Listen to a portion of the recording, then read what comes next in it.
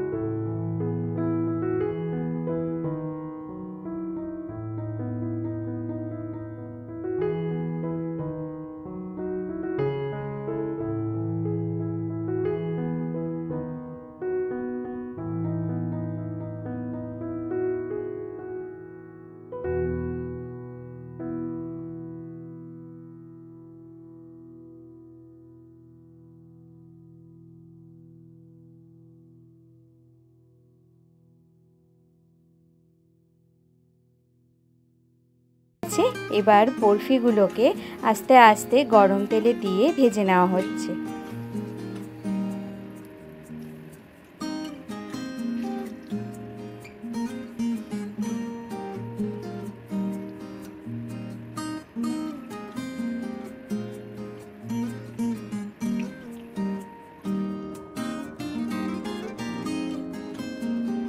তেলে এই রকম দু পিঠই লাল লাল করে ভেজে নিতে হবে। দু পিঠ লাল লাল করে ভেজে নেওয়ার পর তুলে নিতে হবে। এরপর কড়াইয়ে তেজপাতা, শুকনো লঙ্কা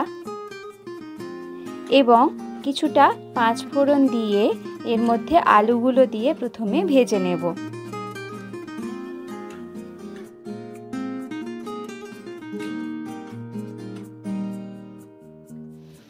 এরপর আলুগুলো ভাজা হয়ে গেলে আদা বাটার সাথে জিরে ও ধনে গুঁড়ো মিশিয়ে পেস্টটি দিয়ে দিতে হবে এবং এরপর আস্তে আস্তে একে একে অন্যান্য ইনগ্রেডিয়েন্টস যেমন হলুদ গুঁড়ো, লবণ, এখানে স্বাদ মতো ও পরিমাণ মতো লবণ দিয়ে দেওয়া হলো। এছাড়া এখানে একটু টক দই ব্যবহার করা হচ্ছে। এখানে 2 চামচ মতো টক দই দিয়ে দেওয়া হচ্ছে যাতে ঝোলের কালার একটু অন্যরকম আসে এবং টেস্টও একটু যাতে অন্যরকম হয়। আপনারা চাইলে টক দই ব্যবহার করতে পারেন কিংবা না পারেন।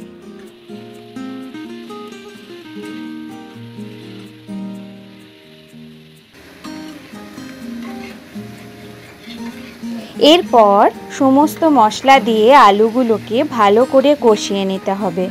ভালো করে কষানোর পর এবার আলুর মধ্যে কিছুটা জল দিয়ে এর ঝোলটা তৈরি করে নিতে হবে।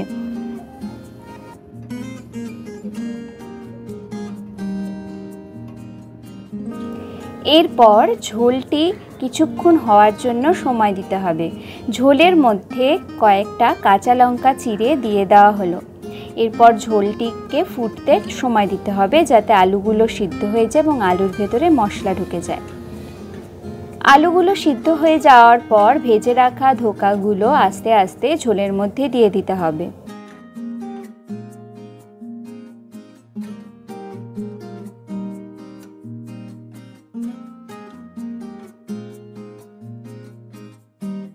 সবকটি ধোকা ঝোলে দিয়ে দেওয়ার পর খুন্তি দিয়ে নেড়ে কিছুক্ষণ রেখে দিতে হবে যাতে ধোকার মধ্যে ঝোল ঢুকে যায়। কিছুক্ষণ পরে নামানোর আগে এর মধ্যে গরম মশলা ছড়িয়ে দিতে হবে এবং গ্যাস ওভেনটি বন্ধ করে ঢাকা দিয়ে রাখতে হবে যাতে ঝোলটা মজে আসে। এরপর গরম গরম ভাতের সাথে কিংবা রুটির সাথে পরিবেশন করুন কাঁচকলার ধোকা। রেসিপিটি ভালো লাগলে অবশ্যই লাইক বাটনে ক্লিক করুন। দেখা হবে পরের ভিডিওতে।